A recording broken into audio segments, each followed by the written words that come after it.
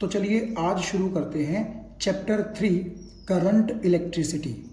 CBSE ने 2020-21 के लिए जो 12वीं क्लास की फिजिक्स का सिलेबस निर्धारित किया है वो मैं आपको दिखा रहा हूँ। ये चैप्टर 3 का सिलेबस आप देख सकते हैं और एक लाइन थोड़ी सी नीचे है तो हम जरा सा इसको थोड़ा सा स्क्रॉल करेंगे तो इस तरीके से आप ये देख सकते हैं।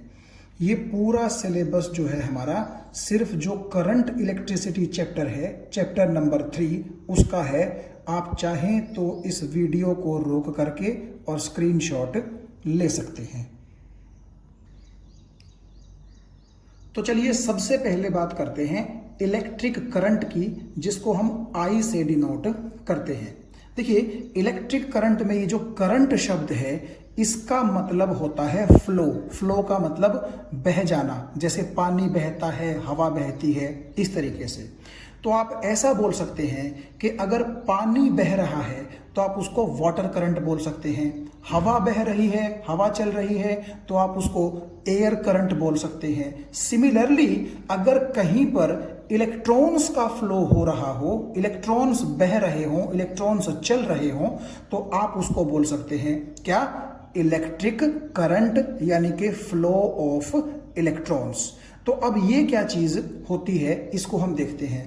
आप जानते हैं एक कंडक्टर के अंदर ढेर सारे फ्री इलेक्ट्रॉन्स होते हैं और जब तक पोटेंशियल डिफरेंस अप्लाई न किया जाए वो इलेक्ट्रॉन्स क्या करते हैं? चल नहीं सकते हैं। और अगर पोटेंशियल डिफरेंस अप्लाई कर दिया जाए तो क्या होता है? वो सभी इलेक्ट्रॉन्स बैटरी के पॉजिटिव टर्मिनल की तरफ एकदम से चल पड़ते हैं, यानी कि इलेक्ट्रॉन्स का फ्लो शुरू हो जाता है। इसी को बोला जाता है इलेक्ट्रिक करंट। और क्योंकि इलेक्ट्रॉन एक चार्ज्ड पार्टिकल है तो इलेक्ट्रॉन का चलना आप चार्ज का चलना भी मान सकते हैं।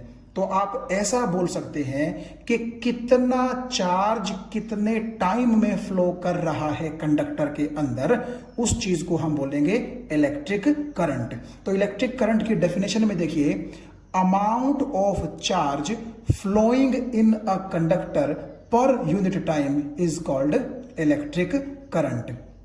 और आप ये देख सकते हैं यहाँ जो डायग्राम मैंने दिखा रखा है, ये मान लीजिए एक कंडक्टर है, एक वायर है, सिलेंड्रिकल आपको शेप इसकी नजर आ रही होगी। और ये जो ई इसके अंदर लिखे हुए हैं ये इलेक्ट्रॉन्स हैं, बेसिकली फ्री इलेक्ट्रॉन्स हैं। ठीक है, तो जब आप ये बैटरी अप्लाई करते हैं तो क्योंकि हर इलेक्ट्रॉन पर नेगेटिव चार्ज होता है तो सभी इलेक्ट्रॉन्स बैटरी के पॉजिटिव टर्मिनल की तरफ फ्लो करने की कोशिश करते हैं और फ्लो करते भी हैं। तो आप ये देख सकते हैं कि जो फ्लो ऑफ इलेक्ट्रॉन्स है वो शुरू हो जाता है। और आप जानते हैं कि फ्लो को हम क्या बोल सकते हैं? करंट। तो इलेक्ट्रॉन्स का फ्लो होना क्या कहलाएगा? इलेक्ट्रिक करंट कहलाएगा। और आप ये देखिए कि क्योंकि इलेक्ट्रॉन्स के ऊपर चार्ज होता है तो आप ये भी बोल सकते हैं कि अगर इलेक्ट्रॉन्स चल रहे हैं तो आप ये कह सकते हैं कि चार्ज फ्लो कर रहा है, चार्ज चल रहा है। और आप ये देखिए ये इलेक्ट्रॉन क्या करेंगे? चलते चलते इस क्रॉस सेक्शनल एरिया को यूं परपेंडिकुलरली क्रॉस करके जाएंगे और ये सभी इलेक्ट्रॉन्स कुछ ना कुछ टाइम लेंगे इस क्रॉस सेक्शनल एरिया को क्रॉस करने में। तो आप ये कह सकते हैं कि कितना चार्ज इस क्रॉस सेक्शनल एरिया को परपेंडिकुलरली क्रॉस करके गया और कितने टाइम में गया, उस चीज को हम बोलेंगे इलेक्ट्रिक करंट। तो देखिए इलेक्ट्रिक करंट जो है उसको हम आई से डिनोट करते हैं तो उसका फॉर्मूला होता है Q/T। Q का मतलब है कितना चार्ज फ्लो करके गया है, क्योंकि अगर इलेक्ट्रॉन्स फ्लो करके जा रहे हैं तो इसका मतलब चार्ज ही तो फ्लो करके जा रहा है। और उन इलेक्ट्रॉन्स का जो टोटल चार्ज है उसने कोई एक पर्टिकुलर क्रॉस सेक्शनल एरिया को क्रॉस करने में वक्त कितना लिया, उनके रेशियो को ही हम क्या बोलते हैं? Electric current. और एसआई यूनिट जो रहेगी करंट की वो रहेगी कूलम्ब पर सेकंड, जिसको हम एम्पियर भी बोलते हैं।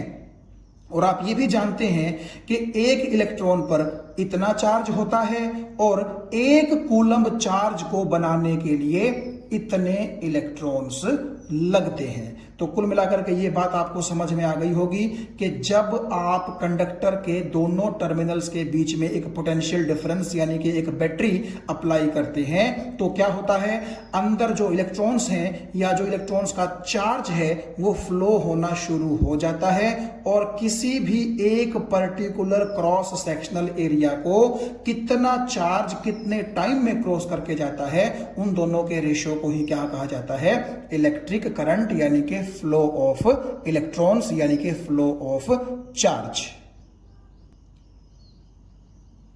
अब आप यहां पर एक बिल्कुल छोटा सा न्यूमेरिकल देखिए, 10⁻20 इलेक्ट्रॉन्स पास करते हैं एक पॉइंट ए से लेकर के एक पॉइंट बी के बीच में। ये एक पॉइंट ए है और ये एक पॉइंट बी है, तो ए से बी के बीच में इतने इलेक्ट्रॉन्स फ्लो करते हैं और फ्लो होने में उनको 0.1 सेकेंड लगता है। तो बोल रहा है find current and its direction. तो देखिए जैसा कि हमने अभी बात की थी कि एक इलेक्ट्रॉन पर कितना चार्ज होता है, तो उस हिसाब से हम 10⁻20 इलेक्ट्रॉन्स पर कितना चार्ज होगा वो हम निकाल लेंगे। तो अगर I = Q/T हम अप्लाई करें तो Q का क्या मतलब है कि टोटल चार्ज कितना फ्लो कर रहा है। तो ये तो है एक इलेक्ट्रॉन का चार्ज, और अगर आप इसको नंबर ऑफ इलेक्ट्रॉन्स से मल्टीप्लाई कर दोगे तो ये जो इलेक्ट्रॉन्स फ्लो कर रहे थे उन सब का ये क्या आ जाएगा, टोटल चार्ज। तो Q की जगह ये आ गया और इतने चार्ज ने ए से बी फ्लो करने में वक्त लिया इतना, तो टाइम को यहां हम रख देंगे।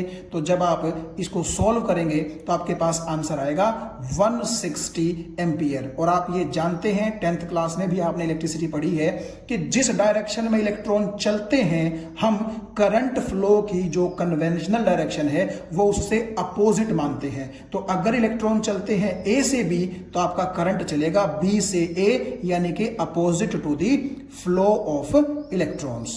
तो अब हम ये देखते हैं कि जो इलेक्ट्रिक चार्ज है वो मेटेलिक कंडक्टर्स के अंदर किस तरीके से फ्लो करेगा। आप मान लीजिए कि ये आपके पास एक मेटेलिक वायर है यानी कि मेटेलिक कंडक्टर है जिसके अंदर आपको बहुत सारे फ्री इलेक्ट्रॉन्स और पॉजिटिव आयंस नजर आ रहे हैं। आप जानते हैं कि जो इस मेटल के अंदर एटम होता है उस एटम के न्यूक्लियस और इलेक्ट्रॉन के बीच में बेहद कम अट्रैक्टिव फोर्स होते हैं, इसीलिए वो जो वैलेंस इलेक्ट्रॉन होता है आप उसको ऑलमोस्ट फ्री मान सकते हैं। और अगर वो इलेक्ट्रॉन एटम को छोड़ दे तो एटम पर कैसा चार्ज आ जाएगा, पॉजिटिव, जिसको हम बोलते हैं पॉजिटिव आयन। तो आप ये देख सकते हैं कि ढेर सारे इलेक्ट्रॉन और पॉजिटिव आयन मैंने आपको इस डायग्राम के अंदर दिखाए हैं। जहां तक मेटल्स का सवाल है, यहां मैंने लिखा हुआ है कि मेटल के केस में जो फ्री इलेक्ट्रॉन्स होते हैं उनका जो नंबर होता है वो होता है लगभग 10⁻28 इलेक्ट्रॉन्स पर मीटर क्यूब। यानी कि अगर आप ये माने कि इस मेटेलिक कंडक्टर की वॉल्यूम यूनिट है यानी कि 1 मीटर क्यूब है तो इसके अंदर लगभग आपको 10⁻28 फ्री इलेक्ट्रॉन्स मिलेंगे। तो एक मेटल के अंदर ढेर सारे फ्री इलेक्ट्रॉन्स जो होते हैं, प्लेंटी ऑफ फ्री इलेक्ट्रॉन्स जो होते हैं वो प्रेजेंट होते हैं। और जो ये नंबर होता है ना कि कितने इलेक्ट्रॉन्स कितनी वॉल्यूम के अंदर प्रेजेंट हैं, इसको बोलते हैं इलेक्ट्रॉन डेंसिटी यानी कि number of electrons present in unit volume. तो इस डायग्राम पर एक बार फिर से आप ध्यान दीजिए जिसके अंदर आपको ढेर सारे पॉजिटिव आयंस और ढेर सारे इलेक्ट्रॉन्स जो है वो नजर आ रहे हैं। आप ये देख सकते हैं कि ये जो इलेक्ट्रॉन होते हैं इनके पास कुछ न कुछ थर्मल एनर्जी होती है, यानी कि आपका ये जो कंडक्टर है जिस भी टेम्परेचर पर रखा गया है उस वजह से आपके इलेक्ट्रॉन्स के पास थोड़ी सी थर्मल एनर्जी होती है। और उस थर्मल एनर्जी की वजह से इन इलेक्ट्रॉन्स का जो मोशन होता है वो रैंडम होता है। रैंडम का मतलब है कि कौन सा इलेक्ट्रॉन कब किस डायरेक्शन में जाएगा ये प्रेडिक्ट कर पाना बड़ा मुश्किल है। कोई भी इलेक्ट्रॉन किसी भी डायरेक्शन में मूव कर सकता है, लेकिन होता यह है कि इसके अंदर जितने भी इलेक्ट्रॉन्स प्रेजेंट होते हैं ये देखा गया है कि उनमें से अगर कुछ इलेक्ट्रॉन्स इस तरफ मूव कर रहे होंगे तो कुछ इलेक्ट्रॉन्स दूसरी डायरेक्शन में भी मूव कर रहे होंगे, जिसकी वजह से नेट फ्लो ऑफ इलेक्ट्रॉन कितना हो जाता है इस कंडक्टर के अंदर, 0। भाई आप ये देखिए ना, मान लीजिए मैं कहता हूं कि इसके अंदर 50 इलेक्ट्रॉन्स हैं, तो क्या होगा, 25 इलेक्ट्रॉन्स अगर इस तरफ मोशन कर रहे होंगे रैंडमली, तो पूरी पूरी प्रोबेबिलिटी है कि 25 इलेक्ट्रॉन्स दूसरी तरफ भी मोशन कर रहे होंगे। तो अगर आपसे कोई पूछे कि इस कंडक्टर के अंदर से नेट इलेक्ट्रॉन्स का फ्लो या फिर नेट चार्ज का फ्लो कितना हुआ, तो नेट तो कोई फ्लो हुआ ही नहीं। क्यों? क्योंकि अगर आप एक कोई क्रॉस सेक्शनल एरिया यहां कंसीडर करेंगे भी, तो क्या होगा, जितने इलेक्ट्रॉन्स इस तरफ क्रॉस करेंगे इस क्रॉस सेक्शनल एरिया को, उतने ही इलेक्ट्रॉन उस तरफ भी क्रॉस कर जाएंगे। इसका मतलब है no net flow of electron takes place, यानी कि no net flow of charge takes place. और ये तब होता है जब आपने दोनों टर्मिनल्स के बीच में कोई इलेक्ट्रिक फील्ड या फिर कोई पोटेंशियल डिफरेंस अप्लाई नहीं किया। तो इस कंडीशन में आप ये देख सकते हैं कि जब हम कोई इलेक्ट्रिक फील्ड या कोई पोटेंशियल डिफरेंस अप्लाई नहीं करते कंडक्टर के दोनों टर्मिनल्स के बीच में, तो जो रैंडम फ्लो है इलेक्ट्रॉन्स का, उसकी वजह से, क्योंकि कोई नेट चार्ज का फ्लो कंडक्टर के अंदर नहीं होता, इसीलिए हम बोल सकते हैं कि कंडक्टर के अंदर नेट जीरो करंट फ्लो कर रहा है, यानी कि कंडक्टर के अंदर नेट फ्लो ऑफ चार्ज कितना है, जीरो है।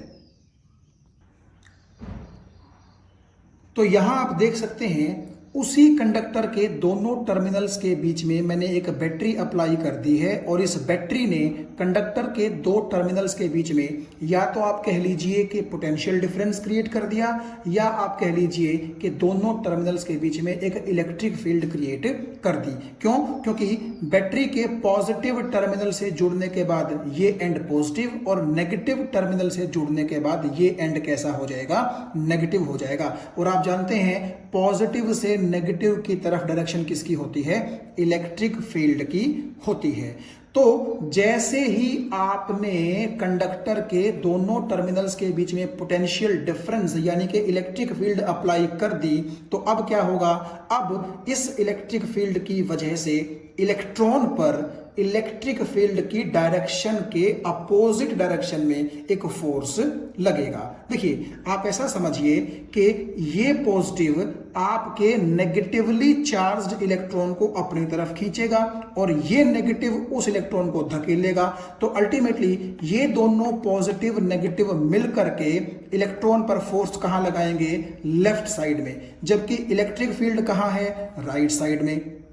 तो वही तो मैंने बोला था कि इलेक्ट्रिक फील्ड क्या करेगी, इलेक्ट्रॉन पर फोर्स लगाएगी, लेकिन कहां, उसकी खुद की डायरेक्शन के अपोजिट वाली डायरेक्शन में वो इलेक्ट्रिक फील्ड इलेक्ट्रॉन पर फोर्स लगाएगी।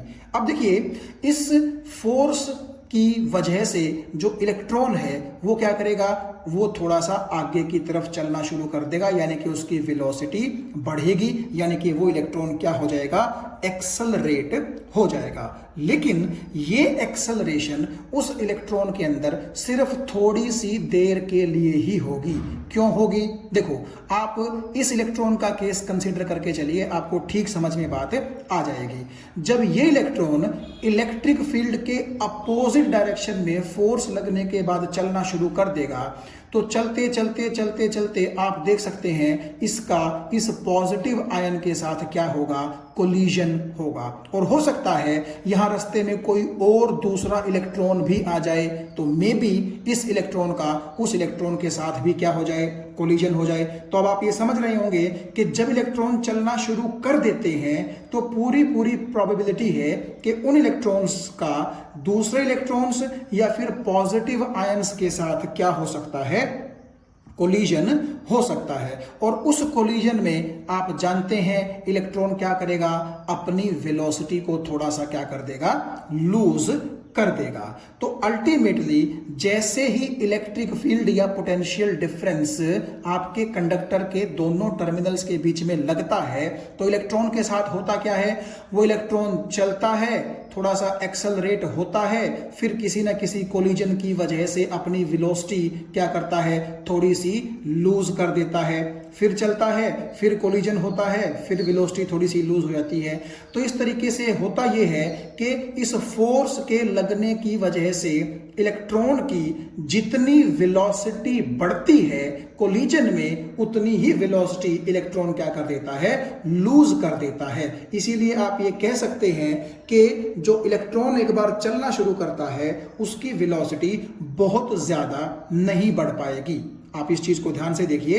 अगर कोई ये सोच रहा है कि इस फोर्स की वजह से इलेक्ट्रॉन जो है वो एक्सेलरेट करेगा और उसकी वेलोसिटी लगातार बढ़ती जाएगी, तो ऐसा नहीं होगा। क्यों नहीं होगा? क्योंकि जैसे ही इलेक्ट्रॉन की वेलोसिटी थोड़ा सा बढ़ने लगेगी, उसका दूसरे इलेक्ट्रॉन्स या फिर पॉजिटिव आयंस के साथ क्या हो जाएगा, कोलिजन हो जाएगा। और कोलिजन तो होंगे ही होंगे, क्योंकि आप जानते हैं कि यहां पर बहुत सारे इलेक्ट्रॉन्स और बहुत सारे पॉजिटिव आयंस प्रेजेंट हैं। और ये कोलिजन क्या करेंगे, जितना इलेक्ट्रॉन की वेलोसिटी बढ़ी होगी उतना ही कोलिजन की वजह से वेलोसिटी क्या हो जाएगी, कम हो जाएगी। फिर वो इलेक्ट्रॉन आगे बढ़ना शुरू कर देगा, फिर से बेचारा थोड़ी सी वेलोसिटी क्या करेगा, गेन करेगा। तब तक मान लीजिए उसका फिर से कोलिजन हो जाएगा, तो फिर से वो क्या कर देगा, अपनी वेलोसिटी लूज कर देगा। तो अल्टीमेटली इलेक्ट्रॉन चलता तो रहता है आपके इस नेगेटिव एंड से लेकर के इस पॉजिटिव एंड तक, लेकिन कोई बहुत ज्यादा उसकी वेलोसिटी इंक्रीज नहीं कर पाती और वो लटकते लटकते, टक्कर खाते खाते अल्टीमेटली स्लो ही सही, लेकिन ड्रिफ्ट करता रहता है, चलता रहता है, बहता रहता है। कहां? नेगेटिव टर्मिनल से लेकर के पॉजिटिव टर्मिनल के बीच में। और आप देख सकते हैं यही चीज जो मैंने अभी आपको बताई, मैंने यहां पर आपके लिए लिख भी दी है। और अगर हम अगले पेज पर चलें तो अगले पेज पर आप देखिए ध्यान से, जो पेज नंबर 4 है, वहां मैंने डेफिनेशन आपको दी है ड्रिफ्ट वेलोसिटी की। अब ये ड्रिफ्ट वेलोसिटी जो है ये क्या होती है? आपने अभी अभी देखा कि जैसे ही आप इलेक्ट्रिक फील्ड अप्लाई करते हैं कंडक्टर के दोनों टर्मिनल्स के बीच में, तो इलेक्ट्रॉन्स जो अंदर हैं कंडक्टर के, वो क्या करते हैं, वो चलना शुरू कर देते हैं। और होता यह है कि थोड़ा सा चलते हैं, फिर कोलिजन होते हैं, चलते हैं, फिर कोलिजन होते हैं। तो अल्टीमेटली रुकते तो इलेक्ट्रॉन है नहीं, ठीक है, वो एक एंड से दूसरे एंड तक कंडक्टर के पहुंच ही जाते हैं। तो आप ये कह सकते हैं कि इलेक्ट्रॉन्स जो एवरेज वेलोसिटी गेन करते हैं, किसके अंदर? कंडक्टर के अंदर। और कहां? In the opposite direction of the externally applied electric field.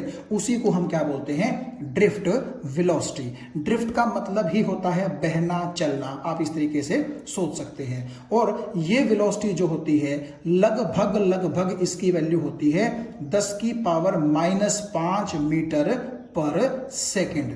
तो आप ये देखिए कि ये बेहद कम वेलोसिटी है, बेहद स्लो इलेक्ट्रॉन्स चलते हैं। और वो रीजन मैंने आपको बता ही दिया कि इलेक्ट्रिक फील्ड जो उन पर फोर्स लगाती है, होना तो ये चाहिए था कि उस फोर्स की वजह से वो एक्सेलरेट होते, उनकी वेलोसिटी बढ़ती, ठीक है, और बढ़ती भी है। लेकिन तुरंत वो जब वेलोसिटी बढ़ती है तो कोलिजन की वजह से वो इलेक्ट्रॉन्स क्या करते हैं, उतना ही वेलोसिटी को लूज कर देते हैं जितना उन्होंने वेलोसिटी को गेन किया था। तो अल्टीमेटली होता ये है कि आपके इलेक्ट्रॉन जब एक एंड से दूसरे एंड तक कंडक्टर के अंदर चलते हैं, तो वो इलेक्ट्रॉन्स इलेक्ट्रिक फील्ड अप्लाई करने के बाद कंडक्टर के अंदर किस एवरेज वेलोसिटी से चलते हुए एक एंड से दूसरे एंड तक पहुंचते हैं, उस एवरेज वेलोसिटी को ही क्या कहा जाता है? Drift velocity.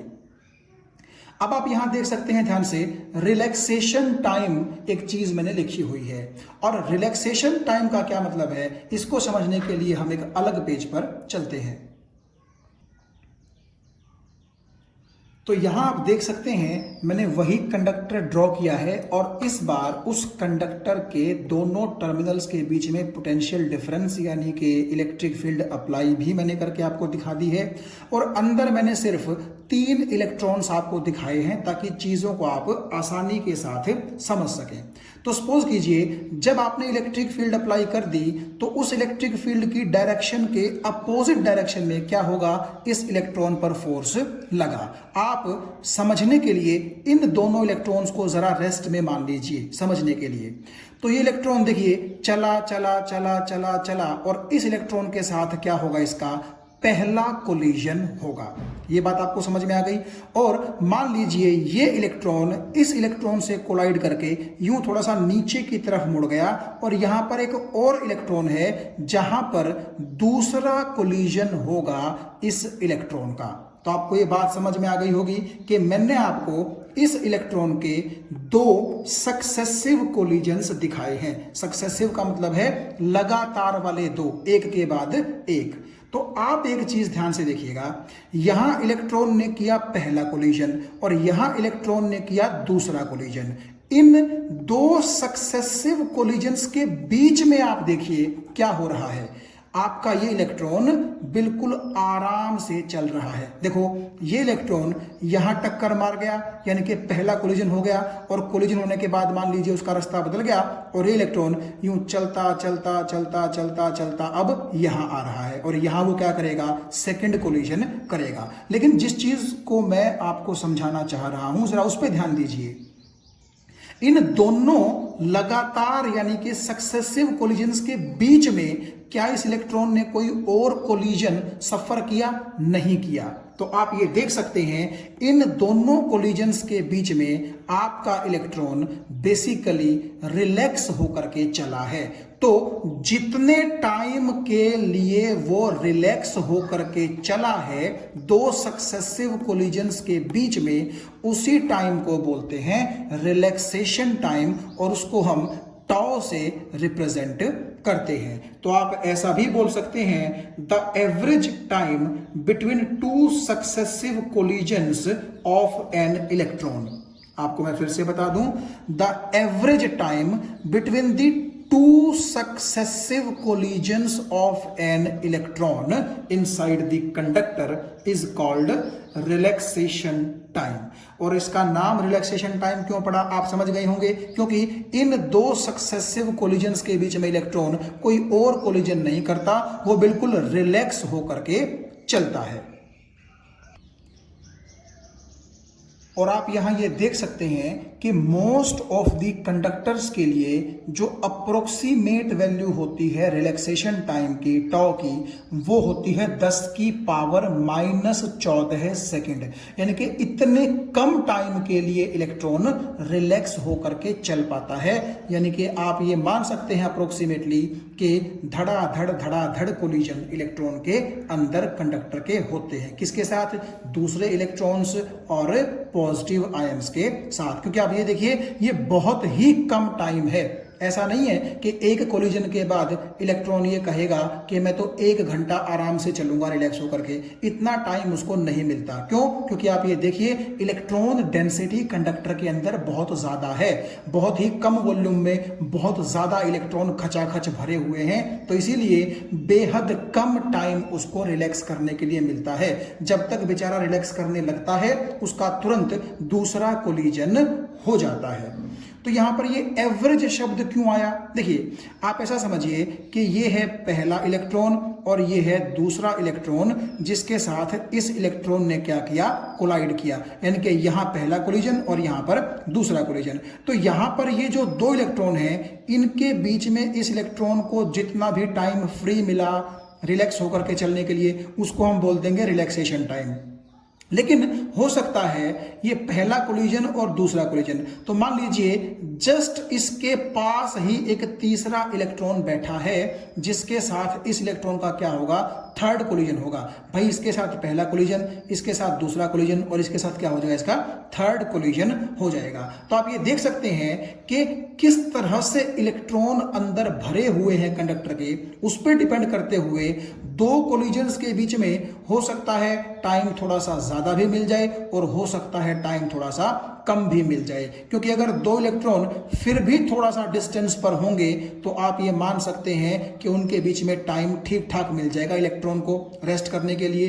ठीक है। लेकिन अगर दो इलेक्ट्रॉन बिल्कुल पास पास हैं तो उनके बीच में तो ऑलमोस्ट जीरो टाइम मिलेगा और एक कोलिजन के होते ही तुरंत ऐसा लगेगा कि दूसरा कोलिजन भी हो गया है। तो आप ऐसा मान के चलिए कि कहीं कहीं ये रिलैक्सेशन टाइम ज्यादा होता है, कहीं कहीं ये रिलैक्सेशन टाइम कम होता है। तो हम इसीलिए क्या लेते हैं, एक एवरेज वैल्यू लेते हैं। तो आप ऐसा बोल सकते हैं कि दो सक्सेसिव यानी कि दो लगातार कोलिजन्स जो होते हैं इलेक्ट्रॉन के, उनके बीच में जो एवरेज टाइम इलेक्ट्रॉन लेता है उसी को हम बोलते हैं रिलैक्सेशन टाइम।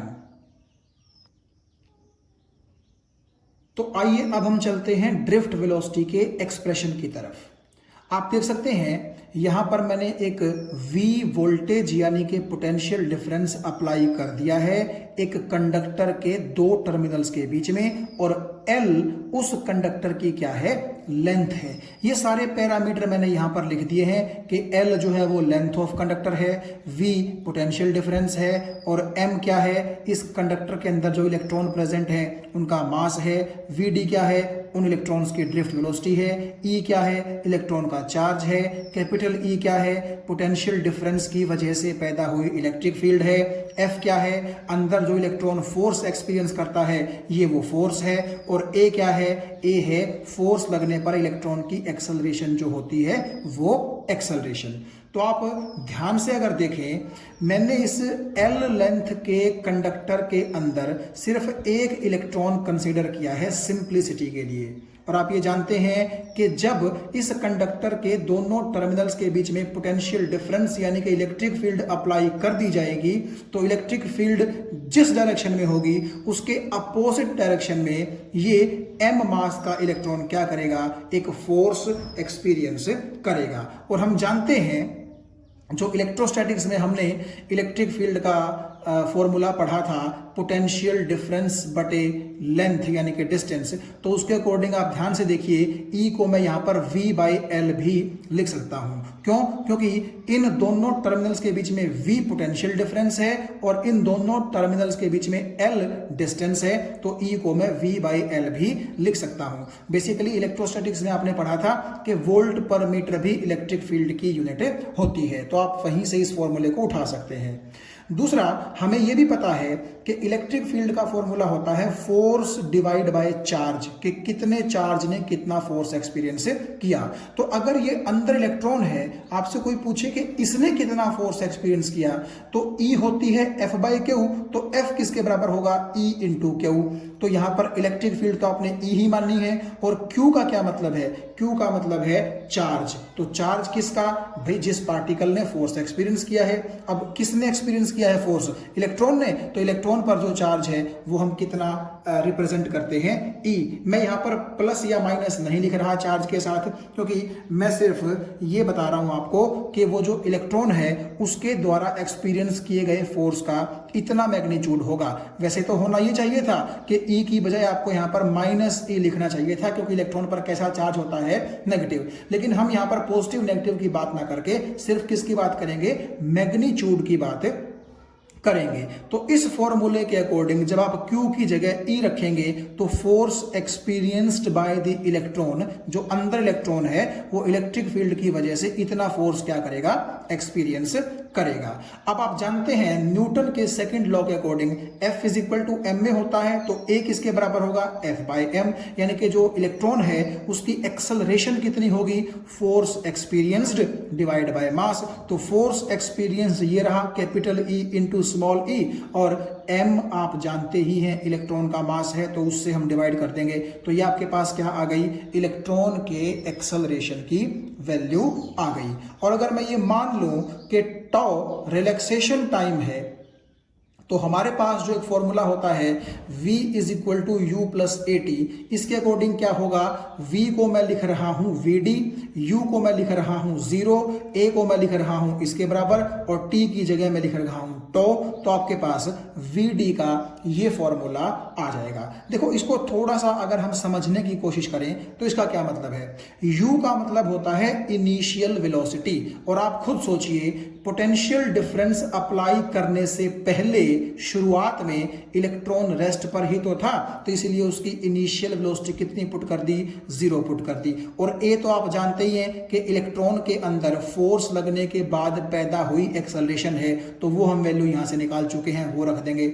और टी का क्या मतलब है, टी का मतलब है टाइम, तो यहां पर टाइम की जगह रिलैक्सेशन टाइम क्यों लिखा। आप खुद सोचिए, रिलैक्सेशन टाइम ही ऐसा टाइम होता है जिसके अंदर इलेक्ट्रॉन को एक्सेलरेट होने का मौका मिलता है, क्योंकि रिलैक्सेशन टाइम वो टाइम होता है जो दो सक्सेसिव कोलिजन्स के बीच होता है, यानी कि उस टाइम के ड्यूरिंग और कोई कोलिजन नहीं होता, और अगर कोई कोलिजन नहीं होता तो जरूर इलेक्ट्रॉन केवल उसी टाइम के अंदर क्या कर रहा होगा, अपनी वेलोसिटी बढ़ा रहा होगा, यानी कि अपने आप को एक्सेलरेट कर रहा होगा।